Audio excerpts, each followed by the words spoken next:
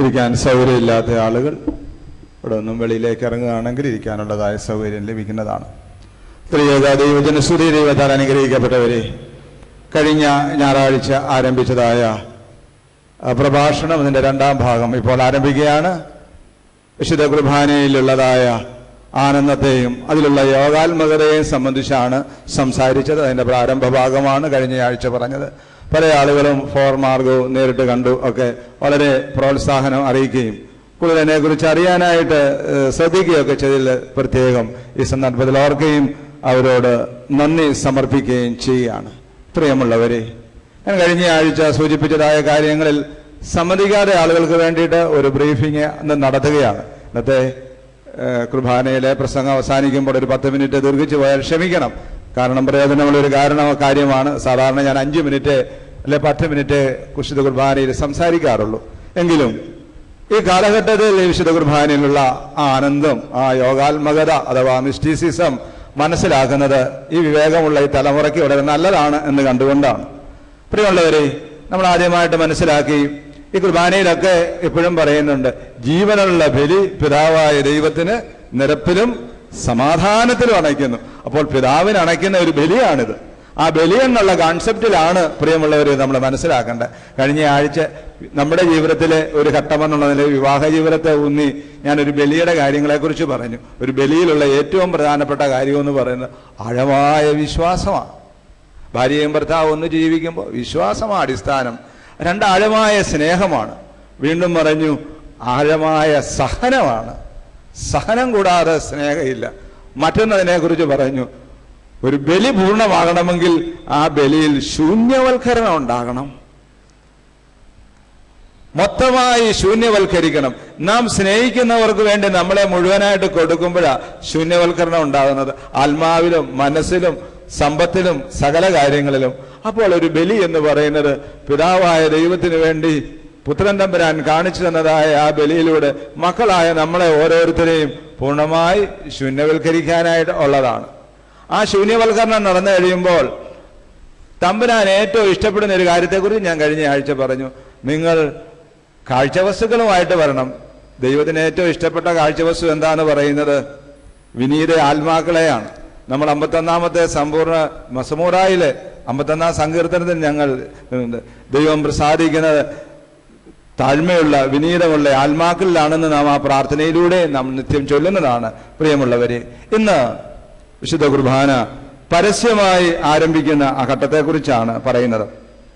ഇവിടം തൊട്ട് ആരംഭിക്കുമ്പോൾ നിങ്ങൾ ചെയ്യേണ്ടത്, ഞാൻ പറഞ്ഞല്ലോ, ബോധങ്ങളുടെ നല്ല ഏകാഗ്രതയോടും പരിശ്രമിച്ച് സംബന്ധിക്കാനുള്ളതായ അർഹത നേടണമേ എന്നുള്ളതായ പ്രാർത്ഥനയോടും കൂടെ വേണം ഈ ബലിയിൽ നമ്മൾ സംബന്ധിക്കാൻ.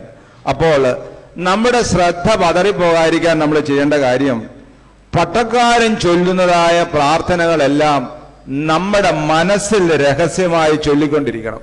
അല്ലെ ഒരു കുഴപ്പം എന്താണെന്നറിയാവോ? പട്ടക്കാരൻ ചെല്ലേണ്ടത് പട്ടക്കാരന്റെ പണിയാ, എൻ്റെ അല്ലെന്ന് വിചാരിക്കും.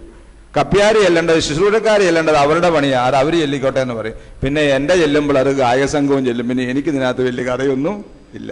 അങ്ങനെ അകന്നു പോകും. അതുകൊണ്ടാണ് പറയുന്നത്, പട്ടക്കാരൻ ചെല്ലുമ്പോൾ ആ പ്രാർത്ഥന നിങ്ങൾ ഹൃദയത്തിൽ ചെല്ലണം. ശുശ്രൂഷക്കാർ ചെല്ലുമ്പോൾ അത് നിങ്ങൾ കേൾക്കണം. ഗായകസംഘം ചൊല്ലുമ്പോൾ അതിനോടൊപ്പം നിന്ന് നിങ്ങൾ വാ തുറന്ന് മനസ്സ് ഗ്രഹിച്ചുകൊണ്ട് പ്രതിവാക്യങ്ങളെല്ലാം പറയണം. വിശുദ്ധ കുർബാന പരസ്യമായി ആരംഭിക്കുമ്പോൾ ആദ്യം തുടങ്ങുന്നത് കന്യാമറിയാമിന്റെ നാമം ഉച്ചരിച്ചുകൊണ്ടാണ്, മറിയാന്തിയിലെ തോക്ക് ചൊല്ലിക്കൊണ്ടാണ്.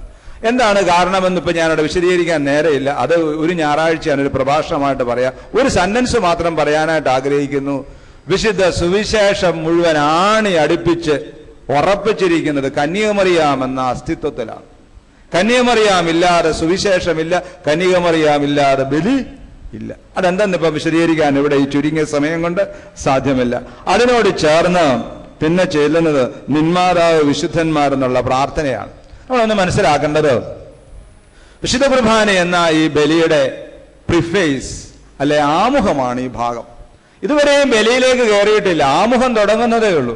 ആമുഖം തുടങ്ങുമ്പോൾ സഭ ഈ 2000 വർഷം കൊണ്ടുള്ള സഭയുടെ വളർച്ചയിൽ, എന്റെ പ്രിയമുള്ളവരെ, എത്രയധികമായി ദുഷ്ടശക്തി സഭയെ ഒലച്ചിട്ടുണ്ടെന്നറിയാവോ? പിശാചിനെ നശിപ്പിക്കാനായിട്ട്. അതിന് ആ കാലഘട്ടങ്ങളിലെല്ലാം വീരന്മാരായ പിതാക്കന്മാരെ ദൈവം ഏർപ്പെടുത്തിയിട്ടുണ്ട്. 6-ാം നൂറ്റാണ്ടില് മഹാനായ സേവേറിയോസ് പാത്രിക്കീസ് ആണ് നിന്മാതാവ് വിശുദ്ധന്മാർ എന്നുള്ള പ്രാർത്ഥന രചിച്ചത്. അത് നമ്മൾ 9-ാം മണിയുടെ മധ്യാഹ്ന പ്രാർത്ഥനയിൽ നമ്മൾ ചെല്ലുന്നുണ്ട്, തന്റെ വർഗത്തിൽ മരണമില്ലാത്തവൻ. ആ പ്രാർത്ഥനയുടെ തന്നെ ഗീതമായത്. അപ്പോൾ ഇത് വലിയ വിശ്വാസ സത്യങ്ങൾ അടങ്ങിയിരിക്കുന്നതാണ്. വിശ്വാസ സത്യങ്ങൾ അതും ഇപ്പൊ വിശദീകരിക്കാൻ നേരമില്ല. നിങ്ങൾ ആ പ്രാർത്ഥന വീട്ടിൽ പോയി ഒന്ന് വായിച്ചാൽ മതി. അപ്പോൾ കുർബാനയോട് ചേർന്ന് ഈ വിശ്വാസം ഒരിക്കലും നശിക്കാതിരിക്കാനായിട്ട് പിതാക്കന്മാർ അതിനോട് ഒട്ടിച്ചേർത്ത് വെച്ച കാര്യമാണ് കുർബാന ആരംഭിക്കുമ്പോൾ ഒരു പ്രദക്ഷിണമായിട്ട് ഇത് ചെല്ലുക. അതായത് ത്രോണോസ് ചുറ്റി നിന്മാതാവ് വിശുദ്ധന്മാർ ചൊല്ലി ധൂപം വീശി ഇങ്ങോട്ട് വരുന്നത്. ഈ സത്യവിശ്വാസം അവിടെ വെച്ചുറപ്പിക്കുകയാണ്. അത് കഴിഞ്ഞതിന് ശേഷമാണ് ദൈവമേ നീ പരിശുദ്ധനാകുന്നു, ബലവാനേ നീ പരിശുദ്ധനാകുന്നു എന്നുള്ളതായ ആ കൗമ ചൊല്ലുന്നത്. അതും പ്രിയമുള്ളവരെ ആരംഭിച്ചത് എപ്പോഴെന്ന് ചോദിച്ചാൽ ഒരു 3-4 നൂറ്റാണ്ടാണെന്നാണ് പല വേദപണ്ഡിതന്മാരും പറയുന്നത്. കാരണം യേശുക്രിസ്തു ദൈവമല്ല എന്ന് പറയുന്നതായ വേദവിരീതികൾ ദുഷ്ടന്മാർ എഴുന്നേറ്റു. അതിന്റെ വകയായിട്ടുള്ള ഒരു മതം തന്നെ ഇന്ന് ലോകത്തുണ്ടല്ലോ, വളരെയധികം അക്രമങ്ങൾ ചെയ്യുന്ന ഭീകരന്മാർ.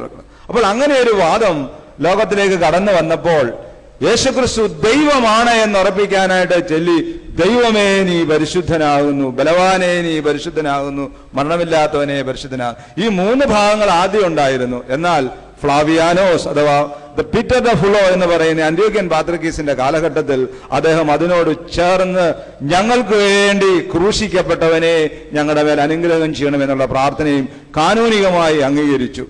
അത് ദിവ്യ ദർശനങ്ങളിലൂടെ പല പിതാക്കന്മാരും കണ്ട് മാലാഖമാരുടെ 3 വൃന്ദങ്ങൾ ചേർന്ന് നിന്നുകൊണ്ട് ചെല്ലുന്നതായും മനുഷ്യരുടെ പ്രതിനിധികളായി ഞങ്ങൾക്ക് വേണ്ടി ക്രൂശിക്കപ്പെട്ടവനെ എന്ന് ചെല്ലുന്നതായും ഒക്കെ പിതാക്കന്മാർ അതിനെ വ്യാഖ്യാനിക്കുകയും ദർശനങ്ങളിലൂടെ കാണുകയൊക്കെ ചെയ്ത് മഹത്വപൂർണമായി തീർന്നു. അപ്പോൾ ഈ ബലിയോട് ചേർന്ന് ഒരു വലിയ സത്യം കൂടെ അവർക്ക് പ്രഖ്യാപിക്കുന്നു. എന്താണ്? യേശുക്രിസ്തു പൂർണ്ണ ദൈവമാണ്, അവൻ പൂർണ്ണ ബലവാനാണ്, അവന് മരണമില്ലാത്തവനാണ്, കുരിശിൽ നിന്നൊന്നും ഇറങ്ങിപ്പോയവനൊന്നുമല്ല, അവൻ മരണമില്ലാത്തവനാണ്, അവൻ ഞങ്ങൾക്ക് വേണ്ടി ക്രൂശിക്കപ്പെട്ടവനാണ് എന്നുള്ളതായി ചൊല്ലുകയും ചെയ്തു. അതും പിതാക്കന്മാർ കാലാനുസരണമായി അവിടെ വന്നു. 4-ാം നൂറ്റാണ്ട് മുതൽ തന്നെ ഉണ്ടായിരുന്ന ഒരു സംഗതിയാണ് ദിവ്യ സുവിശേഷങ്ങൾ എന്നുള്ളതായ ഏവങ്കേലിയോനിലെ ഭാഗവും ഇടത്തും വലത്തും 2 സ്ഥലത്ത് പുതിയ നിയമത്തിലെ ശ്ലീഹ വായനയും അതുപോലെ തന്നെ പൗലോസ് ശ്ലീഹായുടെ ലേഖനങ്ങളും. അത് കഴിഞ്ഞതിന് ശേഷം വീണ്ടും ആദ്യത്തെ കുർബാനയിലെ ഭ്രമിയോൻ ആരംഭിക്കുകയാണ്. ബലിയർപ്പണത്തിന് മുമ്പ് ഈ ഭ്രമിയോൻ ആരംഭിക്കുന്നതിന്റെ മഹത്വം എന്ന് പറയാം. നിങ്ങൾ ശ്രദ്ധിച്ചിട്ടുണ്ടോ? അപ്പോൾ ശുശ്രൂഷക്കാരന് കുന്തിരുക്കം വെക്കൊണ്ട് ഒരു ആഹ്വാനം ഈ സന്ദർഭത്തിൽ നൽകുന്നുണ്ട്. അത് കേൾക്കുമ്പോൾ തന്നെ നമുക്ക് അതിന്റെ വലിയ മഹത്വം മനസ്സിലാക്കാനായിട്ട് സാധിക്കും. കാണ്യവാനായ കർത്താവിന്റെ മുമ്പാകെയും പുണ്യം നൽകുന്ന ബലിപീഠത്തിന്റെ മുമ്പാകെയും ദിവ്യവും സ്വർഗീയവുമായ വിശുദ്ധ രഹസ്യങ്ങളുടെ മുമ്പാകെയും ഭയങ്കരമായ വിശുദ്ധ കുർബാനയുടെ മുമ്പാകും ബഹുമാനപ്പെട്ട ഈ കട്ടക്കാരന്റെ കൈകളാൽ കുന്തിരിക്കപ്പെടുന്നു. നാം എല്ലാവരും പ്രാർത്ഥിച്ച് കർത്താവിനോട് കരുണയും മനോഗുണവും യാചിക്കണം. അതിന്റെ അവസാന ഭാഗത്തിനാണ് പ്രാർത്ഥന. അപ്പോൾ ഈ ഭ്രമിയോൻ ചെല്ലുമ്പോൾ വിശ്വാസികൾ മുഴുവൻ നിന്നുകൊണ്ട് കരുണ യാചിക്കാനായിട്ട് ഉള്ള നിമിഷങ്ങളാണ്. കാരണം പൂർണ്ണ പ്രകാശമായിരിക്കുന്നവൻ, ദൈവം എന്ന് പറഞ്ഞാൽ പൂർണ്ണ പ്രകാശമാണ്. ഈ പ്രകാശം എന്ന് ഉദ്ദേശിക്കുന്നത് വെറും സൂര്യപ്രകാശം അല്ല പ്രിയമുള്ളവരെ. എല്ലാ വിശുദ്ധിയും, എല്ലാ നന്മയും, എല്ലാ അധികാരവും, എല്ലാ ശക്തിയും, എല്ലാ രാജ്യവും, എല്ലാ മഹത്വവും എല്ലാം ഉൾക്കൊള്ളുന്നതിന് വേണ്ടിയിട്ട് പിതാക്കന്മാർ രൂപീകരിച്ച ഒരു വാക്കാണ് നുഹറോ, വെളിവ് അഥവാ പ്രകാശം. അതുകൊണ്ടാണ് വിശ്വാസ പ്രമാണത്തിൽ നമ്മൾ ചൊല്ലുന്നത് പ്രകാശത്തിൽ നിന്നുള്ള പ്രകാശം. പ്രകാശത്തിൽ നിന്നുള്ള പ്രകാശം എന്ന് പറഞ്ഞാൽ പിതാവിൽ നിന്നുള്ള പുത്രൻ, പൂർണ്ണ പ്രകാശമായിരിക്കുന്ന ദൈവം. അപ്പോൾ ആ പ്രകാശത്തെ സമീപിക്കാനുള്ളതായ യോഗ്യതയൊന്നും നമുക്കില്ല എന്ന് ഈ കുർബാനയിൽ പരിശ്രമിച്ച് വളരുമ്പോഴാണ് മനസ്സിലാകുന്നത്. അപ്പോഴാണ് നമ്മുടെ പാപത്തെക്കുറിച്ച് ആഴമായ ബോധ്യം ഉണ്ടാകുന്നത്. ഒരാൾ വിശുദ്ധിയിലേക്ക് വളരുമ്പോഴാണ് ഞാൻ അശുദ്ധനാണെന്നുള്ള ബോധ്യം ഉണ്ടാകുന്നത്. മനസ്സിലായോ? വിശുദ്ധിയിലേക്ക് വളരുന്നില്ല എങ്കിൽ ഏത് ബോധ്യമില്ല? ഞാൻ പാപിയാണ്, അശുദ്ധനാണെന്നുള്ള ബോധ്യമില്ല. അപ്പോൾ വിശുദ്ധിയിലേക്ക് വളരാനായിട്ട് പരിശ്രമിക്കുമ്പോൾ നമ്മൾ ചെയ്യുന്ന കാര്യമാണ് ദൈവമേ കരുണയും മനോഗുണവും ഉണ്ടാകണമേ. അത് കണ്ട് ഭൂമിയോന്റെ ആമുഖം ചൊല്ലി ഒരു പാപരിഹാര പ്രാർത്ഥന എങ്കിലോ പുണ്യമാക്കുന്നവനും വെടിപ്പാക്കുന്നവനും എല്ലാ കുർബാനയിലും ചൊല്ലുന്നതാണ്. ആ പ്രാർത്ഥനയിൽ നമുക്ക് വേണ്ടിയിട്ട് പ്രാർത്ഥിക്കുന്നു, മരിച്ചുപോയവർക്ക് വേണ്ടിയിട്ട് പ്രാർത്ഥിക്കുന്നു, നമുക്ക് നല്ല ഒരു ക്രിസ്തീയ പൂർണ്ണത ഉണ്ടാകാൻ പ്രാർത്ഥിക്കുന്നു, നല്ല ഒരു അന്ത്യം ഉണ്ടാകാൻ വേണ്ടിയിട്ട് അവസാനം പ്രാർത്ഥിക്കുന്നു. നല്ലവണ്ണം അതിൽ ജാഗരിക്കുന്ന ആളുകൾക്ക് നിശ്ചയമായി ഞാൻ പറയുന്നു, അവസാനം നല്ല ഒരു മരണം ലഭിക്കും. പരിശ്രമിച്ച് കുർബാനയെ സംബന്ധിക്കുന്ന ഒരു വ്യക്തിക്കും നല്ല ഒരു മരണം ലഭിക്കാതെ പോകുകയില്ല. അത് കഴിഞ്ഞ് എല്ലാ സദറ പ്രാർത്ഥനകളും നോക്കുക. ഒരു പട്ടക്കാരൻ കണ്ണുനീരോടുകൂടെ തന്റെ പാപങ്ങൾക്ക് വേണ്ടി കരുണയാചിക്കുന്നതാണ് ഒരു സദറ. സ്വർഗീയ മാലാഹമാരോടുകൂടെ ചേരാൻ അയോഗ്യനായ തനിക്ക് യോഗ്യത നൽകുന്നതിനെ കുറിച്ച് ഓർത്ത് ദൈവത്തെ സ്തുതിക്കുന്നതാണ്. അത് അവസാനിപ്പിച്ച് കഴിഞ്ഞതിന് ശേഷം ധൂപക്കുറ്റി വാഴ്ത്തുന്നു. ചുരുക്കി ഞാൻ പെട്ടെന്ന് പറഞ്ഞു പോവുക. ധൂപക്കുറ്റി വാഴ്ത്തതിന്റെയൊക്കെ നിങ്ങൾ സൺഡേ സ്കൂളിലൊക്കെ പഠിച്ചിട്ടുണ്ട്, നിങ്ങൾക്കറിയാം ധൂപകലശം എന്തിനെ സൂചിപ്പിക്കുന്ന. മൊത്തത്തിൽ ഒന്ന് പറയട്ടെ. മൊത്തത്തിൽ സഭയുടെ സകല വേദശാസ്ത്രവും ക്രിസ്റ്റോളജി രക്ഷാകര പദ്ധതി മുഴുവൻ അടങ്ങിയിരിക്കുന്ന ഒരു ബിംബമാണ്, ഒരു ചിഹ്നമാണ് ധൂപകലശം എന്ന് പറയുന്നത്. എന്താണ്? അതിന്റെ അടിത്തട്ട് ഭൂമിയെ സൂചിപ്പിക്കുന്നു, മേൽത്തട്ട് സ്വർഗത്തെ സൂചിപ്പിക്കുന്നു, അതിന്റെ 4 ചങ്ങലകൾ ലോകത്തിന്റെ 4 ദിക്കുകളെ സൂചിപ്പിക്കുന്നു, അതിന്റെ 12 മണികൾ ശ്ലീഹന്മാരെ സൂചിപ്പിക്കുന്നു. അത് വാഴ്ത്തുമ്പോൾ അത് 3ആയിട്ട് വാഴ്ത്തുന്നു. അത് പരിശുദ്ധ ത്രിത്വത്തെ സൂചിപ്പിക്കുന്നു. ത്രിത്വത്തിന്റെ വിശുദ്ധിയാണ് അവിടെ പ്രഖ്യാപിക്കുന്നത്. എന്താണ്? പിതാവായ ദൈവം പരിശുദ്ധൻ, പുത്രനായ ദൈവം പരിശുദ്ധൻ, ജീവനുള്ള പരിശുദ്ധ റൂഹ പരിശുദ്ധൻ. ബലഹീനനും ഭാവിയുമായ ഞങ്ങളുടെ ഈ ധൂപത്തെ ശുദ്ധീകരിക്കണമേ എന്ന് പ്രാർത്ഥിക്കുകയും ചെയ്യുന്നു. പ്രിയമുള്ളവരെ, അതും ഇത് കണ്ടുകൊണ്ട് ഈ ഒരു ചിഹ്നം കണ്ടാൽ മാത്രം മതി. അപ്പോൾ അതിലൂടെ ഈ വലിയ മഹത്വം നമ്മുടെ മനസ്സിലേക്ക് കടന്നു വരണം. ഈ ധൂപക്കുറ്റി വാഴ്ത്തുന്നത് കണ്ടു കഴിയുമ്പോൾ സ്വർഗത്തിന്റെ മഹത്വം, ത്രിത്വത്തിന്റെ വിശുദ്ധി, പിന്നെ വേറൊന്നുകൂടെയുണ്ട്. ഇതിലിട്ടിരിക്കുന്ന പാപികളായ മനുഷ്യരുടെ പാപാവസ്ഥ, അതിട്ടിരിക്കുന്ന കുന്തിരുക്കം, പുകയുന്ന സുഗന്ധം, പരിശുദ്ധാത്മാവിന്റെ പ്രവർത്തനത്തിലൂടെ വിശുദ്ധിയിലേക്ക് കടന്നു വരുന്നത്, വീണ്ടും കന്യകമറിയാമിന്റെ ഉദരം, അതിൽ വഹിച്ചതായ പ്രജ. ധൂപക്കുറ്റി ഇരിക്കുന്നത് ഒരു ഗർഭിണിയുടെ ഉദരം പോലെയല്ലേ ഇരിക്കുന്നത്, അതിനെ എല്ലാം സൂചിപ്പിക്കുന്നത്. അപ്പോൾ ഇത് കണ്ടു കഴിയുമ്പോൾ ഈ രക്ഷാകര പദ്ധതി എല്ലാം നമ്മുടെ മനസ്സിലേക്ക് കടന്നു വരും. അത് കഴിഞ്ഞതിന് ശേഷം ഇതാ ധൂപം വിശ്വാസ പ്രമാണം ചൊല്ലുകയാണ്. നിത്യാവിശ്വാസ പ്രമാണത്തിൽ വിശ്വസിക്കുന്ന ആളുകൾക്ക് അതിൽ കാതലായ വിശ്വാസ സത്യങ്ങൾ ഉൾക്കൊണ്ടിരിക്കുന്നതാണ്. എന്തിനാണ് കുർബാനയോട് ചേർന്ന് ഈ വിശ്വാസ പ്രമാണം ആമുഖമായിട്ട് വെച്ചത്? കാരണം ഈ സത്യവിശ്വാസം ഒരിക്കലും നശിച്ചു പോകാനായിട്ട് ഇടയാകരുത്. ഇതാണ് യഥാർത്ഥ കാതലായ വിശ്വാസം എന്ന് ഉറപ്പിക്കാൻ വേണ്ടിയിട്ടാണ്. ഈ വിശ്വാസ പ്രമാണം ചെല്ലുമ്പോൾ പുരോഹിതൻ പടിഞ്ഞാറോട്ട് വന്ന് ശുഭുഖോനോ ചോദിക്കുകയാണ്. എന്ന് പറഞ്ഞാൽ നിരപ്പ്. നമ്മൾ ആദ്യം പറഞ്ഞാലും നിരപ്പിലും സമാധാനത്തിലായി ബലി അർപ്പിക്കുന്നത്. അപ്പോൾ ഇവിടെ ഒരു ബന്ധമുണ്ട്. ത്രോണോസ്, പുരോഹിതൻ, ശുശ്രൂഷക്കാരൻ, ഗായക സംഘം ഉണ്ടെങ്കിൽ അവര്, താഴെ ജനങ്ങള്, ഇവര് പരസ്പരമുള്ളതായ നിരപ്പും സമാധാനവുമാണ് ഈ ബലിയുടെ അനുയോജ്യത, പൂർണ്ണത എന്ന് പറയുന്നത്. പുരോഹിതൻ പടിഞ്ഞാറോട്ട് വന്ന് ആദ്യത്തെ ശുഭുഖോനോ ചോദിക്കുകയാണ്. എന്ന് പറഞ്ഞാൽ എനിക്ക് നിങ്ങളോടോ നിങ്ങൾക്ക് എന്നോടോ എന്തെങ്കിലും ഉണ്ടെങ്കിൽ പൂർണ്ണമായും ക്ഷമിക്കണമെന്നാണ് അതിന്റെ അർത്ഥം. പ്രിയമുള്ളവര്, ഇതിന് ശേഷം ഈ ശുഭുഖോനോയും കഴിഞ്ഞ ഈ സമയത്ത് നേരെ വന്ന് ബലിപീഠത്തിന്മേൽ താഴെ മുട്ടുകുത്തിയിട്ട് നിങ്ങൾ ഓർക്കാനായിട്ട് കൊണ്ടുവന്നിട്ടുള്ളതായ നിങ്ങളുടെ കാഴ്ചകളെ, ഈ വിനീത ആത്മാക്കളെ ഓരോരുത്തരുടെയും പേരവിടെ ഓർക്കുകയാണ്. ആ ഓർക്കുന്ന സന്ദർഭത്തിൽ നിങ്ങളും മനസ്സിൽ ആ സമയത്ത് യാചിക്കേണ്ട സമയം ഇതാ എന്നുള്ളതായ ആ പാട്ട് ചൊല്ലുന്നതായ സന്ദർഭത്തിൽ നിങ്ങളും ആ സമയത്ത് പ്രാർത്ഥിച്ചുകൊണ്ട് നിൽക്കണം, നല്ലവണ്ണം പ്രാർത്ഥിച്ചുകൊണ്ട് നിൽക്കണം. അത് കഴിഞ്ഞ് എല്ലാവരുടെയും പേര് ബലിപീഠത്തിൽ ഓർത്ത് കഴിഞ്ഞതിന് ശേഷം ബലി അർപ്പിക്കാനായിട്ട് ത്രോണോസിലേക്ക് കയറുകയാണ്. പ്രിയമുള്ളവരെ, ഇവിടെ മുതലാണ് വിശുദ്ധ കുർബാനയുടെ അന്നാഫോറ അഥവാ ബലി എന്ന് പറയുന്നതായ ഭാഗം ആരംഭിക്കുന്നത്. ഈ ബലി ആരംഭിക്കുമ്പോൾ പുരോഹിതൻ ആദ്യത്തെ പ്രാർത്ഥന നടത്തുന്നത് സമാധാനത്തിന്റെ പ്രാർത്ഥനയാണ്. സമാധാനത്തിൻ്റെതായ പ്രാർത്ഥന നൽകി എല്ലാവരും പരസ്പരം കയ്യസൂരി കൊടുത്ത്, പുരോഹിതന്മാര് പരസ്പരം കയ്യസൂരി കൊടുത്ത്, പുരോഹിതന്റെ ശുശ്രൂഷക്കാര് കൈമുത്തി, ജനങ്ങളും പരസ്പരം സമാധാനം കൊടുത്തു കഴിയുമ്പോൾ ഭൂമിയിൽ ഒരു സ്വർഗത്തിന്റെ പതിപ്പ് സ്ഥാപിക്കപ്പെടുക. നിരപ്പും സമാധാനവും. ആ സമാധാനത്തിലും ശാന്തതയിലുമാണ് ബലിയർപ്പണം ആരംഭിക്കുന്നത് പ്രിയമുള്ളവരെ.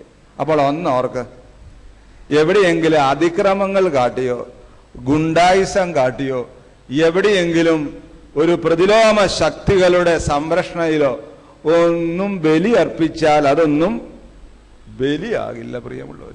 യഥാർത്ഥ ബലിയാകണമെങ്കിൽ അത് പൂർണ്ണ നിരപ്പിലും പൂർണ്ണ സമാധാനത്തിലും പൂർണ്ണ സംപ്രീതിയിലും ആയിരിക്കണം. ത്രോണോസിൽ നിന്ന് പട്ടക്കാരൻ, മറ്റേ കാറ്റക്കാരന് മറ്റു പട്ടക്കാര്, ശുശ്രൂഷക്കാര്, വിശ്വാസികള്. ഇനിയും തുടർന്ന് 2 പ്രാർത്ഥനകൾ പുരോഹിതൻ ചൊല്ലുമ്പോൾ നിങ്ങൾ ആമീൻ പറയും. ഈ 2 പ്രാർത്ഥനകൾ എന്ന് പറയുന്നത് ആത്മീയമായ ഒരു പ്രേമത്തോടെ, ആത്മീയമായ ഒരു ആകർഷണത്തോടെ, ഇരുമ്പിനോട് കാന്ത ആകർഷിക്കുന്നത് പോലെ ഈ ദിവ്യ രഹസ്യങ്ങളിലൂടെ പരിശുദ്ധാത്മാവിൽ ദൈവത്തോട് ആകർഷിക്കുന്ന 2 ശ്രേഷ്ഠമായ പ്രാർത്ഥനകൾ അവിടെ വെച്ച് നിർവഹിക്കുകയാണ് ചെയ്യുന്നത്. ഈ 2 പ്രാർത്ഥനകൾക്കും ശേഷം ശോശപ്പ എടുത്ത് ആഘോഷിക്കുന്നു. ശോശപ്പൊക്കെ ആഘോഷിക്കുന്നതിന്റെ ചിഹ്നങ്ങളും അർത്ഥങ്ങളും ഒക്കെ നിങ്ങൾ സൺഡേ സ്കൂളിൽ പഠിച്ചിട്ടുണ്ട് പ്രിയമുള്ളവരെ. അന്നേരം ശുശ്രൂഷക്കാരൻ നൽകുന്ന ആഹ്വാനം ഇതാണ്: സഹോദരന്മാരെ, നാം എല്ലാവരും ഭംഗിയോടെ, ഭയത്തോടെ, വണക്കത്തോടെ, വെടിപ്പോടെ, വിശുദ്ധിയോടെ, സ്നേഹത്തോടെ, സത്യവിശ്വാസത്തോടെ, നല്ല ദൈവഭക്തിയോടെ നിന്ന് ബഹുമാനപ്പെട്ട ഈ പട്ടക്കാരന് മുമ്പാകെ വയ്ക്കപ്പെട്ടിരിക്കുന്ന ഭയങ്കരവും പരിശുദ്ധവുമായ കുർബാനയിൽ സൂക്ഷിക്കണം എന്ന് പറഞ്ഞാൽ ശ്രദ്ധിക്കണമെന്ന്. അപ്പൊ എങ്ങനെയൊക്കെ ഉണ്ടായിരിക്കണം? ഈ സമയത്ത് നമ്മൾ നല്ല ഭംഗിയോടെ നിൽക്കണം. ഒരാൾ കിഴക്കോട്ടും ഒരാൾ പടിഞ്ഞാട്ടും ഒരാൾ തെക്കോട്ടും അങ്ങോട്ടും ഇങ്ങോട്ടൊന്നും വായി നോക്കി നിന്നാൽ കുർബാനയിലെ സംബന്ധം ആകില്ല. എങ്ങനെ വേണം? നാം ഒക്കെ നല്ല ഭംഗിയോടെ നിൽക്കണം, ഭയത്തോടെ നിൽക്കണം, വണക്കത്തോടെ നിൽക്കണം, വെടിപ്പോടെ നിൽക്കണം, വിശുദ്ധിയോടെ നിൽക്കണം, സ്നേഹത്തോടെ നിൽക്കണം. അതിലൊക്കെ തൊട്ടടുത്ത് നിൽക്കുന്നതിനുള്ള ശത്രുതാ മനോഭാവത്തോടെ നിൽക്കരുത്. പിന്നെ സത്യവിശ്വാസം ഉണ്ടായിരിക്കണം, ദൈവഭക്തി ഉണ്ടായിരിക്കണം. ഇതോടെ സൂക്ഷിക്കണം. കാരണം എല്ലാവർക്കും വേണ്ടി ജീവനുള്ള ബലിയെ സകലത്തിന്റെ ഉടയവനായ പിതാവായ ദൈവത്തിന് നിരപ്പിലും സമാധാനത്തിലും അണയ്ക്കുന്നു. നീ എന്നെടുക്കാൻ പോവുക? എന്നെടുക്കാൻ പോവുക? ബലി അർപ്പിക്കാനായിട്ട് പോവുകയാണ്. ബലി അർപ്പിക്കാനായിട്ട് പോകുന്നതിന്റെ ആരംഭമായിട്ട് രഹസ്യങ്ങളെ മൂടിയിരുന്നത് എടുത്ത് ആ ശോശപ്പ എടുത്ത് ഉയരങ്ങളിൽ ആഘോഷിക്കുകയാണ്. അപ്പോൾ ഇതുവരെയും മറയപ്പെട്ടിരുന്ന ഒരു ദൈവികമായ സത്യത്തെ വളരെ ആത്മപ്രേമത്തോടുകൂടെയാണ് പുരോഹിതൻ അതിനെ കയ്യിലേക്ക് ആ ശോശപ്പ എടുക്കുന്നത്. അതായത് എപ്പോഴാണോ മൂടപ്പെട്ടിരുന്ന ഒന്നതിനെ തുറക്കുമ്പോഴാണല്ലോ നമുക്ക് എപ്പോഴും അതിനോട് സ്നേഹം ഉണ്ടാകുക. ഇനി നമ്മുടെ ലോകപരമായ ഒരു ഉദാഹരണം എടുക്കാം. ഒരപ്പൻ വലിയ സ്നേഹത്തോടുകൂടെ മകനൊരു കൊച്ചിനൊരു നല്ല പൊതിയായിട്ട് വന്നു. റാപ്പറ പൊതി എത്ര സുന്ദരമായിരിക്കട്ടെ, നന്നായിരിക്കട്ടെ, പൊതിയിലേക്ക് നോക്കിക്കഴിഞ്ഞു കഴിയുമ്പോൾ എന്തോ ഉണ്ടെന്നറിയുകയുള്ളൂ. പക്ഷെ അപ്പൻ ആ പൊതി ഒന്ന് തുറന്ന് കഴിയുമ്പോഴോ മക്കളുടെ സന്തോഷവും സ്നേഹവും ഏറെ ഇരട്ടിക്കുകയാണ് ചെയ്യുന്നത്. അപ്പോൾ എത്ര ആത്മീയ നിർവൃതിയോടും അച്ചടക്കത്തോടും പരിശുദ്ധാത്മാവ് കാണിച്ചു തന്നായിരിക്കണം ഈ രഹസ്യങ്ങളെ ഇങ്ങനെ മൂടി വെക്കണമെന്നുള്ളത്. അപ്പോൾ ആ ശോശപ്പായെടുത്ത് ഉയരങ്ങളിലേക്ക് ആഘോഷിക്കുന്ന സന്ദർഭത്തിൽ സത്യത്തിൽ ഒരു പുരോഹിതനും ജനങ്ങളും ആധ്യാത്മികമായ ആനന്ദം കൊണ്ട് ആത്മീയ നിർവൃതിയിൽ അങ്ങനെ ഭാഷയിൽ പറഞ്ഞത് റിയൽ ബ്ലിസ് ആ സമയത്ത് നിറയേണ്ടതായ നിമിഷങ്ങളാണ് പ്രിയമുള്ളവര്. ആ സമയത്ത് ഒരു വിളി അടുത്തതായിട്ട് വരികയാണ്: ഈ നാഴികയിൽ നാം എല്ലാവരുടെയും ബോധങ്ങളും വിചാരങ്ങളും ഹൃദയങ്ങളും മേൽ പിതാവാൻ ദൈവത്തിന്റെ വലത്ത് ഭാഗത്ത് മിശിഹാരം വരാൻ എഴുന്നള്ളിയിരിക്കുന്ന മേൽപ്പെട്ട. അപ്പൊ ഒരു കാര്യം മനസ്സിലായി, ബലി നടക്കുന്നത് ഇവിടെയല്ല, നമ്മളെ ഇവിടുന്ന് എങ്ങോട്ട് കൊണ്ടുപോവുക? അങ്ങ് സ്വർഗത്തിലേക്ക് കൊണ്ടുപോവുക. യഥാർത്ഥ ബലി നടക്കാൻ പോകുന്നത് ഇവിടെയല്ല, ഉയരത്തിലേക്ക് കൊണ്ടുപോവുകയാണ്. ഈ ഉയരത്തിലേക്ക് കൊണ്ടുപോകുന്ന ആ സന്ദർഭത്തിൽ പല പ്രാവശ്യം ഈ രഹസ്യങ്ങളിൽ മേൽ പുരോഹിതൻ കൈ ആവസിപ്പിക്കുന്നതായിട്ട് കാണാനായിട്ട് സാധിക്കും. ഒരു ഭക്തനായ ഒരു പുരോഹിതന്റെ ജീവിതത്തിലെ ഏറ്റവും വർണ്ണനാതീതമായ നിമിഷങ്ങളാണ് ഈ രഹസ്യങ്ങളിൽ മേൽ കൈ ആഘോഷിക്കുന്നത്. കാരണം ലോകത്തിലാണെങ്കിലും നമ്മൾ നോക്കുക, നമ്മളേറെ സ്നേഹിക്കുന്ന ഒരു വ്യക്തി അല്ലെ ഒരു കുട്ടി, ഒരു കുഞ്ഞ്, ആ കുഞ്ഞിനെ നമ്മൾ ഏറ്റവും അധികം തഴുകുമ്പോഴാണ് നമുക്ക് ആനന്ദം ഉണ്ടാകുന്നത്, അവനോട് സംസാരിക്കുമ്പോഴല്ല, അവനെ തൊടുമ്പോഴല്ല. ഈ രഹസ്യങ്ങളെ ആത്മീയമായി തഴുകുന്നതായ ആത്മീയമായ ഉന്നതാവസ്ഥയിൽ തഴുകുന്നതായ പരിശുദ്ധാത്മാവ് ഇറങ്ങി വരുന്നതിനെ സൂചിപ്പിക്കുന്നതായ ഈ കൈ ആവസിപ്പിക്കുന്നതായ നിമിഷങ്ങൾ എന്ന് പറയുന്നത് ഈ രഹസ്യങ്ങളോട് ആധ്യാത്മികമായ പ്രേമത്തിൽ, അല്ലെങ്കിൽ അതിന് ഒരു ഗ്രീക്ക് വാക്കി പറഞ്ഞ ഇത് റിയൽ ഫിലോക്കാലിയ, ആധ്യാത്മികമായ അനുഭവത്തിൽ തഴുകുമ്പോഴാണ് പ്രിയമുള്ളവര് യഥാർത്ഥ ആത്മീയ ആനന്ദം ഉണ്ടാകുന്നത്. പ്രിയമുള്ളവര്, അത് കഴിഞ്ഞതിന് ശേഷം ഒരു ദിവ്യ സംഗതി നടക്കാൻ പോവുകയാണ്. ഒരു പ്രാർത്ഥനകൾ ചൊല്ലിക്കൊണ്ട് മാലാഖമാരുടെ കൂട്ടത്തോട് നമ്മളെ കലർത്തുക ചെയ്യുന്നത്. ബലി നടക്കണേ എവിടെ വേണം? ആരുടെ സഹായം വേണം? മാലാഖമാരുടെ സ്തുതികള്. അതുകൊണ്ട് മാലാഖമാരോട് ചേർന്ന് നമ്മൾ പറയുക, നിങ്ങൾ പറയുന്ന കാര്യമാണ് ഞാനീ പറയുന്നത്. പ്രതിവാക്യം ഇതാ: തന്റെ സ്തുതികളാൽ ആകാശവും ഭൂമിയും നിറഞ്ഞിരിക്കുന്ന ബലവാനായ ദൈവം തമ്പുരാൻ പരിശുദ്ധൻ പരിശുദ്ധൻ പരിശുദ്ധൻ, ഉയരങ്ങളിൽ ഊശാന. ദൈവമായ കർത്താവിന്റെ തിരുനാമത്തിൽ വന്നവനും വരുവാനിരിക്കുന്നവനുമായവൻ വാഴ്ത്തപ്പെട്ടവനാകുന്നു, ഉയരങ്ങളിൽ സ്തുതി. അപ്പോൾ സ്വർഗീയ മാലാഖമാർ നിരന്തരം സ്തുതിച്ചുകൊണ്ടിരിക്കുന്ന ആ കർത്താവ് പരിശുദ്ധൻ പരിശുദ്ധൻ, ഉയരങ്ങളിൽ ഔശാന എന്നുള്ളതായ ആ പാട്ട് പാടി കഴിയുമ്പോൾ മാലാഖമാരോട് ഒപ്പം നമ്മൾ എത്തിക്കഴിഞ്ഞു. മാലാഖമാരോട് ചേരുന്ന അവസ്ഥയിലേക്ക് ഇവിടെയുള്ള വിശുദ്ധിയുള്ള ആളുകളെ കൂട്ടിക്കൊണ്ടുപോയി കഴിഞ്ഞതിന് ശേഷമാണ് ബലിയർപ്പിക്കാനായിട്ട് ബലിവസ്തു കയ്യിലെടുക്കുന്നത്. ഇത്രയൊക്കെ പോകുന്നുണ്ടോ? സംശയ. ഞാൻ പടിഞ്ഞാറോട്ട് തിരിഞ്ഞു കഴിയുമ്പോൾ സമാധാനം തരാൻ കാണുമ്പോൾ നിങ്ങളുടെ മുഖം കാണാറുണ്ട്. പക്ഷെ പലരും അത്രയൊക്കെ പോകുന്നതാണ് എനിക്ക് തോന്നുന്നില്ല. ഉണ്ടെങ്കിൽ ഏറെ നല്ലത് തന്നെ. അങ്ങനെ മാലാഖമാരുടെ അടുത്തേക്ക് പോകണം. പരിമലത്തിനുമേലയുടെ ഒരു എഴുത്തിൽ ഞാൻ വായിച്ചതായിട്ട് ഓർക്കുന്നുണ്ട്. അദ്ദേഹം ഇങ്ങനെ കൈ ആവസിച്ചുകൊണ്ടിരുന്നപ്പോൾ ആ കൈ ആവസിപ്പ് നിർത്തുന്നില്ല. കാരണം എന്തെന്നറിയാവോ? ഈ മാലാഖമാരുടെ ചിറകടിയുടെ നാദം അദ്ദേഹത്തിന് കേൾക്കാൻ സാധിച്ചു എന്ന് രേഖപ്പെടുത്തിയിട്ടുണ്ട്. ആത്മീയമായ അനുഭവമാണ് പ്രിയമുള്ളവരെ. അപ്പോൾ മാലാഖമാരോട് ചേർന്നാണ് ഈ സംഭവം നടക്കുന്നത്. അത് കഴിഞ്ഞതിന് ശേഷം പുരോഹിതൻ അപ്പമെടുത്ത് കയ്യിൽ പിടിച്ചുകൊണ്ട്, ഇപ്പൊ ഞാൻ കഴിഞ്ഞ ദിവസം ഒരു കാര്യം പറഞ്ഞു ആരംഭമായിട്ട്, പഴയ നിയമത്തിലെ ബലി എന്ത് ചെയ്യണം? ആടിനെ ഒരുക്കണം, ആടിനെ പുരോഹിതന്റെ സന്നിധിയിലേക്ക് കൊണ്ടുവരണം. ഇനി എന്നാ എടുക്കണം? പുരോഹിതന്റെ തലമേൽ കൈവച്ച് പ്രാർത്ഥിക്കണം, ആടിനെ വെട്ടണം, രക്തം എടുക്കണം, യാഗപീഠത്തിൽ ഒഴിക്കണം, ആടിന്റെ കൊള്ളാവുന്ന മാംസഭാഗങ്ങൾ എടുത്ത് ദഹിപ്പിക്കണം, കൊള്ളരാത്തവനെ എടുത്ത് പാളയത്തിന് പുറത്ത് കളയണം. നിഴലായിരുന്ന പഴയ നിയമത്തിലെ ബലി അത് അപൂർണമായിട്ടും ഗോകുൽത്തായിൽ നടന്നു കഴിഞ്ഞു. ആ ബലിയുടെ പറയേണ്ട കാര്യമില്ല. കർത്താവിനെ അവിടെ വെട്ടിഞ്ഞുറുക്കി രക്തം ചിന്തി, ഇതൊക്കെ നിങ്ങൾക്കറിയാം. ഈ ബലിയർപ്പണത്തിൽ നടക്കുന്നു. പുരോഹിതൻ എടുക്കുന്നു, കയ്യിൽ പിടിക്കുന്നു, ബാറേക്കാദീശ് ചൊല്ലുന്നു.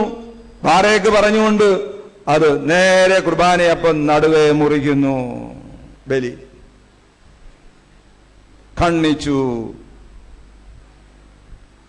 ആ കഴിഞ്ഞതിന് ശേഷം അതിനെ വാഴ്ത്തി ശുദ്ധീകരിച്ചു എന്ന് പറഞ്ഞ് 3 പ്രാവശ്യം അതിന്മേല് റൂഷ്മ ചെയ്ത് കുരിശ് വരയ്ക്കുന്നു. അപ്പോൾ കുരിശ് വരച്ച് മുറിക്കുന്നു. അത് കഴിഞ്ഞതിന് ശേഷം വിശുദ്ധ രഹസ്യങ്ങളിലെ അപ്പം അവിടെ താത്തുവെക്കുന്നു. അതിനുശേഷം കാസായ എടുക്കുന്നു. കാസായ എടുത്തും ഇതുപോലെ തന്നെ ആ പെസഹായുടെ ആ ദിവ്യ ശുശ്രൂഷ അനുസ്മരിച്ചുകൊണ്ട് പ്രാർത്ഥിച്ച് അതിലും 3 പ്രാവശ്യം കുരിശ് വരച്ചുകൊണ്ട് അത് വാഴ്ത്തുന്നു. ഇനി അവിടെ ഒരു രഹസ്യം നിങ്ങൾക്ക് കാണാൻ സാധ്യമല്ല, ഞങ്ങൾ അച്ഛന്മാർക്കറിയാം. ഇത് കഴിഞ്ഞതിന് ശേഷം ഈ കാസ എടുത്ത് കുരിശിന്റെ ആകൃതിയിൽ 4 വശത്തേക്കും ഇങ്ങനെ ചെരിക്കുന്നുണ്ട്. 2 പ്രാവശ്യം ആന്റീസ് ക്ലോക്ക് വൈസ് ആയിട്ടും 1 പ്രാവശ്യം ക്ലോക്ക് വൈസ് ആയിട്ട് ഇത് വട്ടം ചുറ്റിക്കുന്നുണ്ട്. എന്തിനെന്നറിയാമോ? ആ രക്തം ഊറ്റി എന്ന് പഴയ നിയമത്തിൽ കാണുന്നതായ കുഞ്ഞാടിന്റെ വെട്ടിയതും ഗോകുൽത്തായിൽ ചൊരിഞ്ഞതായ രക്തവും ആ കുരിശിലെ സംഭവങ്ങളുമാണ് യഥാർത്ഥത്തിൽ പ്രതീകാത്മകമായിട്ട് ഇവിടെ ഈ രഹസ്യമായിട്ട് ഇവിടെ നിർവഹിക്കപ്പെട്ടിരിക്കുന്നത്. 2 പ്രാവശ്യം ആന്റി ക്ലോക്ക് വൈസ്, 1 പ്രാവശ്യം ക്ലോക്ക് വൈസ് എന്നുള്ളതും നിത്യതയെ സൂചിപ്പിക്കുന്നതാണ്. പ്രിയമുള്ളവര്, ആ വലിയ സംഭവം അവിടെ വെച്ച് നടത്തപ്പെടുകയാണ്. അത് കഴിഞ്ഞതിന് ശേഷം ഈ ബലി ഇങ്ങനെ പൂർണ്ണതയിൽ നിൽക്കുമ്പോൾ 3 ദിവ്യ രഹസ്യങ്ങൾ പൂർണ്ണമായിട്ട് ഉറപ്പിക്കുന്നുണ്ട്. അത് ഒന്നിതാണ്, അതായത് കുഷ്യനും സ്പൂണും എടുത്ത് പടിഞ്ഞാറോട് ഇങ്ങനെ ഉയരത്തിലേക്ക് ഉയർത്തുമ്പോൾ നിങ്ങളൊരു പ്രതിവാക്യം പറയുന്നുണ്ട്. ഞങ്ങളുടെ കർത്താവ് ദാമോദോസേനോ എന്ന് ചെല്ലുമ്പോൾ, ഞങ്ങളുടെ കർത്താവെ നിന്റെ മരണത്തെ ഞങ്ങൾ ഓർക്കുകയും നിന്റെ ഉയർപ്പിനെ ഞങ്ങൾ ഏറ്റുപറയുകയും നിന്റെ രണ്ടാമത്തെ എഴുന്നള്ളത്തിനായി ഞങ്ങൾ നോക്കിപ്പാർക്കുകയും നിന്നെ ചെയ്യുന്നു. നിന്റെ അനുഗ്രഹം ഞങ്ങൾ എല്ലാവരുടെ മേലും ഉണ്ടാകണം. അപ്പൊ ഒന്ന് നിന്റെ മരണത്തെ ഞങ്ങള് ഇന്നത്തെ പോലെയൊന്നുമല്ല. തമ്പുരാൻ കൊല്ലപ്പെട്ടില്ലെന്ന് ചിന്തിക്കുന്ന ഒരു വിഭാഗം ആൾക്കാരൊക്കെ ഒരു കാലത്തുണ്ടായിരുന്നു. ഉയർപ്പിൽ വിശ്വസിക്കാത്ത ആളുകളുണ്ടായിരുന്നു. രണ്ടാമത്തെ എഴുന്നള്ളത്തിൽ വിശ്വസിക്കാത്ത ആൾക്കാർ ഇന്നുമുണ്ട്. അപ്പോൾ ഒരു ക്രിസ്ത്യാനിയുടെ അടിസ്ഥാനപരമായ 3 മർമ്മങ്ങൾ ഇവിടെ വെച്ച് പറയുകയാണ്. ഒന്ന്, മരണത്തെ ഞങ്ങൾ ഓർക്കുന്നു, ഉയർത്തെഴുന്നേൽപ്പിനെ ഞങ്ങൾ ഏറ്റുപറയുന്നു, രണ്ടാമത്തെ എഴുന്നള്ളത്തിനായിട്ട് ഞങ്ങൾ നോക്കിപ്പാർക്കുകയും ചെയ്യുന്നു. ഇത് മറന്നു പോകാതിരിക്കാനുള്ള അടയാളം കൂടെയാണ് ഇതെടുത്ത് മുകളിലേക്ക് ഉയർത്തുന്നത്. ഇത് പിതാക്കന്മാര് പലപ്പോഴും ഇത് ഇസ്രായേലിന്റെ കാലഘട്ടം മുതൽ തന്നെ പ്രതീകമായിട്ടുള്ള ഇങ്ങനെ ശുശ്രൂഷകൾ ചെയ്യുന്നുണ്ട്. ചെങ്കടൽ കടന്ന് ഇസ്രായേൽ ജനം കടന്നു വരുമ്പോൾ വറ്റിയതായ ചെങ്കടലിൽ പുരോഹിതന്റെ കാല് പറിച്ചതായ സ്ഥലങ്ങളിൽ നിന്ന് 12 കല്ലെടുത്ത് യോർദാന്റെ മറുകരയിലെടുത്ത് നാട്ടി, ജ്ഞാപകമായിട്ട് നാട്ടി. ഉദ്ദേശം ഇതായിരുന്നു. യോശുവയാണ് പറഞ്ഞത്. ഇത് എന്തിനായി കല്ല് നാട്ടിയെന്ന് ചോദിക്കുമ്പോൾ വരും തലമുറ പറയും, അത്ഭുതകരമായ ഇസ്രായേലിനെ ദൈവത്തിന്റെ ജനം നടത്തിക്കൊണ്ടുവന്നു. അതിനടയാളമായിട്ട് 12 കല്ല് നാട്ടി. 12 കല്ലെന്ന് എടുക്കാനുള്ള കാരണവും ആ 12 മരിച്ചുപോയ 12 ഗോത്രപിതാക്കന്മാരുടെ സാദൃശ്യമായിരുന്നു. എന്നുപോലെ തന്നെ ഒരു സ്പൂണും ഒരു കുഷ്യനും ഇതിൽ ഉപയോഗിക്കുന്നിടത്ത് ഉയർത്തിപ്പിടിച്ചുകൊണ്ട് പുരോഹിതൻ ഉയർത്തിപ്പിടിച്ച് കഴിയുമ്പോൾ ഈ കൊടി പോലെ ഇത് കാണുമ്പോൾ മനസ്സിൽ ഓർക്കേണ്ടതാണ്, തമ്പുരാന്റെ മരണത്തെയും തമ്പുരാന്റെ ഉയർപ്പിനെയും തമ്പുരാന്റെ രണ്ടാമത്തെ വരുന്നുള്ളതിനെയും ഞങ്ങൾ വിശ്വസിക്കുകയും നോക്കി പാർത്തുകൊണ്ടിരിക്കുന്നു. ഞങ്ങളുടെ മേലെ കരുണയുണ്ടാകണം എന്ന് പറയുന്നത്. പ്രിയമുള്ളവരെ, ഈ പ്രാർത്ഥന ചൊല്ലി കഴിഞ്ഞതിന് ശേഷം ഇവിടെ കടന്നു വരുമ്പോൾ വീണ്ടും സർവശക്തനായ ദൈവത്തെ സ്തുതിക്കുകയും വീണ്ടും ഈ ബലി അർപ്പിച്ച് ഞുറുക്കി വിശുദ്ധ രഹസ്യങ്ങൾ വാഴ്ത്തി കഴിഞ്ഞതിന് ശേഷം അവിടെ വെച്ച് വീണ്ടും ഈ വിശുദ്ധിയുടെ പൂർണ്ണ നിൽക്കുമ്പോൾ വീണ്ടും ദൈവത്തോട് പറയാണ്, തമ്പുരാനെ, ഒരു പാപത്തിന്റെ ഒരു പൊടിയെങ്കിലും ഈ സന്ദർഭത്തിൽ നീ എന്റെ മേൽ കാണുന്നെങ്കിൽ മാറ്റണം. അതാ വിശ്വാസി പറയുന്നത്. സർവശക്തിയുള്ള പിതാവാൻ ദൈവമേ, ഞങ്ങളുടെ മേൽ കരുണ ചെയ്യണമേ. ദൈവമായ കർത്താവേ, നിന്നെ ഞങ്ങൾ സ്തുതിക്കുകയും വാഴ്ത്തുകയും വന്ദിക്കുകയും ചെയ്യുന്നു. ഉത്തമനായുള്ളവേ, കരുണ തോന്നി ഞങ്ങളുടെ മേൽ അനുഗ്രഹം ചെയ്യണമേ എന്ന് പ്രാർത്ഥിക്കുന്നത്. പ്രിയമുള്ളവരെ, ഇങ്ങനെ പ്രാർത്ഥിക്കുമ്പോഴാണ് പരിശുദ്ധാത്മാവ് പ്രസാദിക്കുന്നത്. ആ സമയത്ത് പരിശുദ്ധാത്മ വിളിയുടെ പ്രാർത്ഥന പുരോഹിതൻ രഹസ്യമായി ചൊല്ലുമ്പോൾ ശുശ്രൂഷക്കാരൻ ചൊല്ലുന്നു. ബാരയ്ക്കുമോരന്റെ വാത്സല്യമുള്ളവര്, ജീവനുള്ള പരിശുദ്ധ റൂഹ മഹോന്നതങ്ങളിൽ നിന്നും പ്രതാപത്തോടെ ഇറങ്ങി വയ്ക്കപ്പെട്ട ഈ പരിശുദ്ധ കുർബാനമേൽ ശുദ്ധീകരിക്കുന്നതായി ഈ സമയത്ര ഭയങ്കരവും ഈ സമയത്ര ഭ്രമിക്കത്തക്കതുമാകുന്നു. നിങ്ങൾ അടക്കത്തോടും ഭയത്തോടും നിന്നുകൊണ്ട് പ്രാർത്ഥിപ്പീൻ. അപ്പോൾ ഞങ്ങളെല്ലാവരുടെ മേലും സമാധാനവും ഞങ്ങൾക്കെല്ലാവർക്കും സംപ്രീതി ഉണ്ടാകണമേ എന്ന് വീണ്ടും നമ്മൾ പ്രതിവാക്യമായി പറയുന്നു. വീണ്ടും പുരോഹിതൻ ചെയ്യുന്നതാണ്. പ്രിയമുള്ളവരെ, ദൈവം പ്രസാദിച്ച ബലിയില് നമ്മൾ വിശുദ്ധ വേദപുസ്തകം പരിശോധിക്കുമ്പോൾ കാണുന്നത് ഏറ്റവും ശ്രേഷ്ഠമായ ബലി ഏലിയാവിന്റെ ബലിയായിരുന്നു. ആകാശത്തു നിന്ന് അഗ്നി ഇറങ്ങിയ ബലിയാണ്. അപ്പോൾ ആ ബലിയിൽ ഏലിയ ഉച്ചരിച്ച വാക്കുണ്ട്, കർത്താവേ എന്നോട് ഉത്തരമരുളി ചെയ്യണമേ. 3 പ്രാവശ്യം ആ പ്രാർത്ഥന പുരോഹിതൻ ചൊല്ലുന്നു. അതിനുശേഷം നിങ്ങൾ മറുപടിയായി കുറിയേലായിസോൻ എന്ന് പറഞ്ഞ അർത്ഥം ഇതേ ഉള്ളൂ, കർത്താവേ ഞങ്ങളോട് കരുണ ചെയ്യണേ.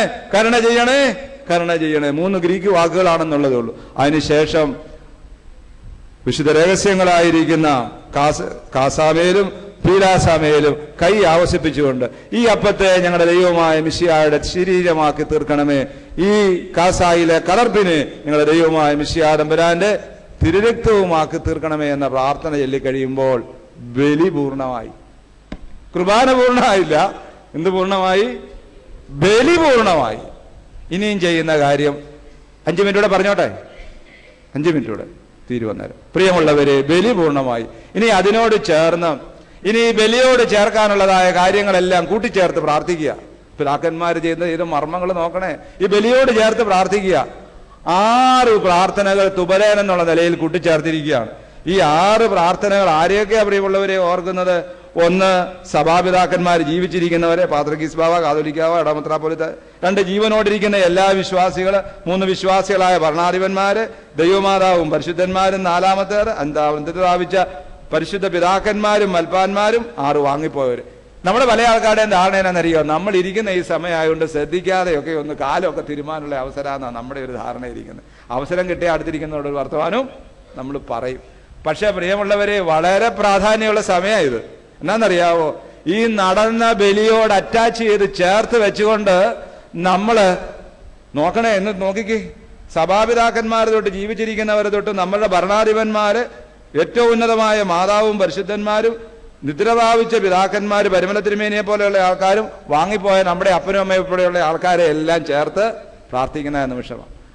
ഇതിനോട് ചേർക്കപ്പെട്ടതാണ്. ആദിമ കാലഘട്ടങ്ങളിൽ ഇല്ലായിരുന്നാണ് പറയുന്നത്. പരിശുദ്ധാത്മാവ് കാണിച്ചു കൊടുത്തത് വീണ്ടും അതിനോട് ചേർക്കപ്പെട്ടതാണെന്നാണ് പറയുന്നത്. എങ്കിലും വളരെ ഉന്നതമായിരിക്കുന്ന ഒരു മർമ്മമാണ്. ചേർക്കപ്പെട്ടതാണെന്നുള്ളതിന്റെ തെളിവ് എന്താണെന്ന് ചോദിച്ചാൽ, അതിനുശേഷം മരിച്ചുപോയവർക്ക് വേണ്ടി 2 പ്രാർത്ഥനകളും ഈ ഒറിജിനൽ ടെക്സ്റ്റിലുണ്ട്. വീണ്ടും അത് കഴിഞ്ഞതിന് ശേഷം, തുപരേന് ശേഷം വിശ്വാസികളായ മരിച്ചുപോയവർക്ക് വേണ്ടി 2 പ്രാർത്ഥനകളുണ്ട്. അതും വളരെ ശ്രേഷ്ഠമായിരിക്കുന്നു പ്രിയമുള്ളവര്. അതിനുശേഷം തിരശീലയിട്ട് വാഴുകളൊക്കെ നൽകി കണ്ടിപ്പിന്റെ ശുശ്രൂഷയാണ്. ഈ കണ്ടിപ്പിന്റെ ശുശ്രൂഷ ആരംഭിച്ചത് ഏതാണ്ട് AD 12-ാം നൂറ്റാണ്ടിലാണ്. അതായത് മോർ ദിവന്നാസിയോസ് ബർസലീബി എന്ന് പറയുന്ന പിതാവാണ് കണ്ടിപ്പിന്റെ ശുശ്രൂഷയുടെ പ്രാർത്ഥന ക്രമപ്പെടുത്തിയത്. അതിന്റെ ഉദ്ദേശം ഇതാണ്: ഈ അപ്പവും വീഞ്ഞും വിശുദ്ധ രഹസ്യങ്ങൾ, അതായത് ദിവ്യ ബലിയായി അനുഷ്ഠിച്ചു കഴിഞ്ഞ് ഈ അപ്പത്തിന്മേൽ ഞങ്ങളെ ഈ അപ്പത്തെ കർത്താവിന്റെ ശരീരമാക്കി തീർക്കണമേ എന്നും തിരുരക്തമാക്കി തീർക്കണമെന്നുള്ള പ്രാർത്ഥന ചൊല്ലിക്കഴിഞ്ഞാൽ പിന്നീട് ഇത് ഒരിക്കലും അപ്പവും വീഞ്ഞുമല്ല. പല ആളുകളും കുർബാന അനുഭവിക്കാനായിട്ടൊക്കെ വന്നു കഴിയുമ്പോൾ പറയാറുണ്ട്, കൊച്ചിന് ശാലം വീഞ്ഞു കൊടുക്കണം കേട്ടോ, അത് കുപ്പിയിരിക്കുന്ന വീഞ്ഞ അല്ലെ കടയിൽ മേടിക്കാൻ കിട്ടുന്നതാ. കുർബാനയ്ക്കൊരിക്കലും പിന്നീട് ഈ അപ്പത്തെ ഞങ്ങളുടെ ദൈവമായ മിശിഹാതമ്പുരാന്റെ ശരീരവും രക്തവുമാക്കി തീർക്കണമെന്ന പിന്നെ അത് കുർബാനയാണ്. വിശുദ്ധ രഹസ്യങ്ങൾ എന്നോ കുർബാന എന്നോ അതിനെ മാത്രമേ പറയാനായിട്ട് സാധിക്കുകയുള്ളൂ. പ്രിയമുള്ളവര്, ഞാൻ പറഞ്ഞത് കണ്ടിപ്പിന്റെ ശുശ്രൂഷയിലൂടെ ഈ രഹസ്യങ്ങൾ കൂട്ടിക്കലർത്തുകയാണ്.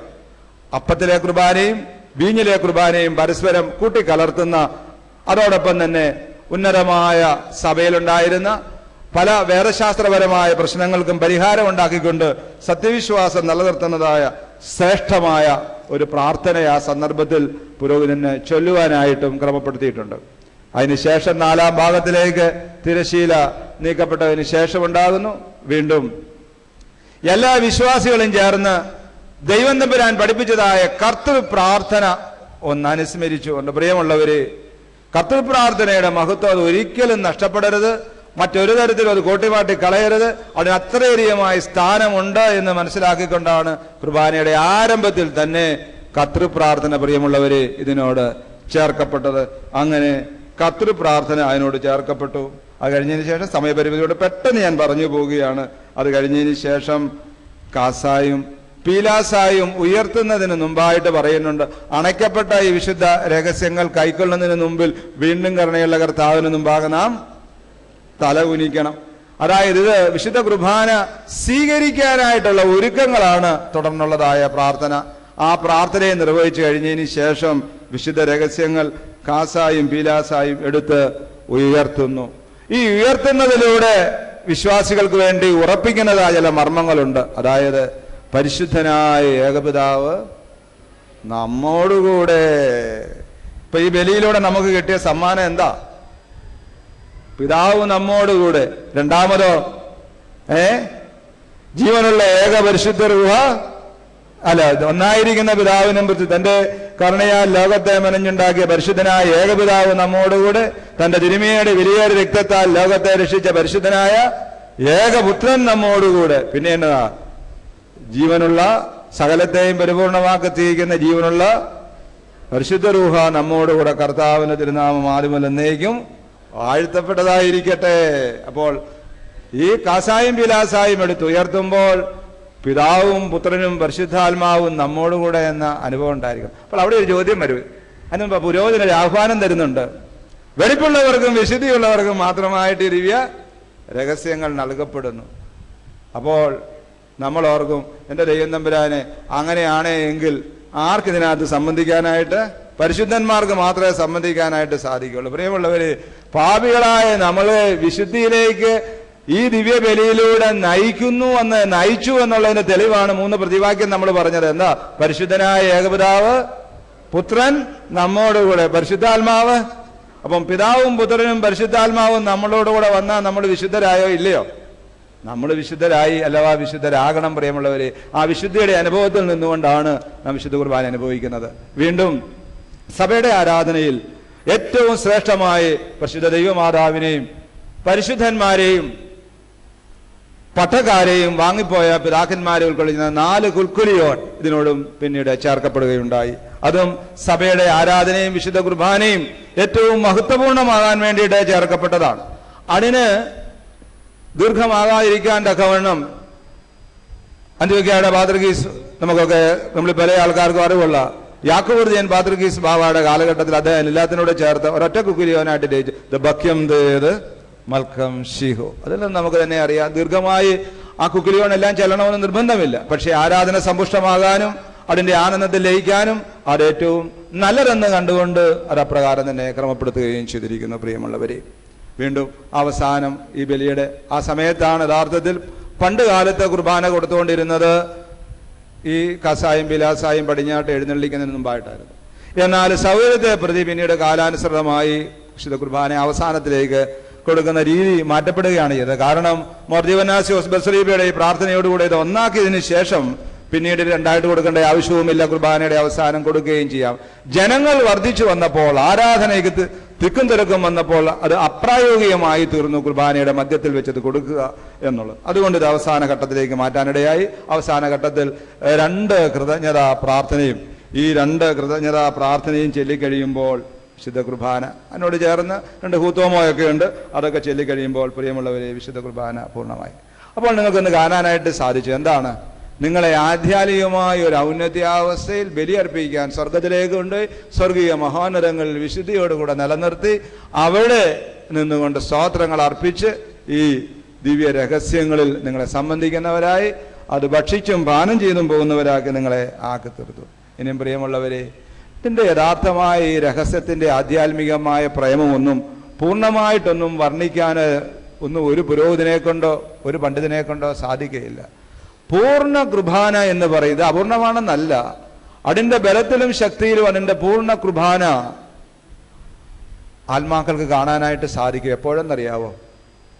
കർത്താവിൻ്റെ 2ാമത്തെ വരവിനും അന്ത്യമായ ന്യായവിധിക്കും ശേഷം ഇടതുഭാഗവും വലതുഭാഗവും വേർതിരിഞ്ഞതിന് ശേഷം വലതുഭാഗത്തെ ആളുകളെ ആ സ്വർഗത്തിലേക്ക് പ്രവേശിക്കപ്പെട്ട് കഴിഞ്ഞതിന് ശേഷം പുത്രൻ തമ്പുരാൻ പിതാവായ ദൈവത്തിന് പൂർണ്ണ ബലി അർപ്പിക്കും.